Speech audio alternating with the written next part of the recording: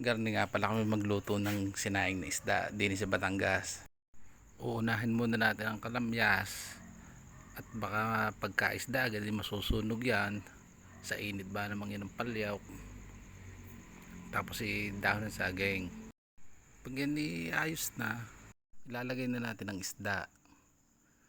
Sa paglalagay nga pala ng isda, uunahin natin ang mga ulo at saka buntot. Dahil yan ay nakareserba para sa ginataan.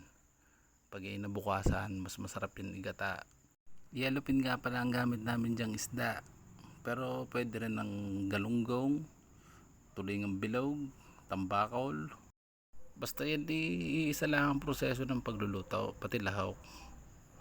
At ang masarap pa diyan, lalagyan mo ng taba ng babaw.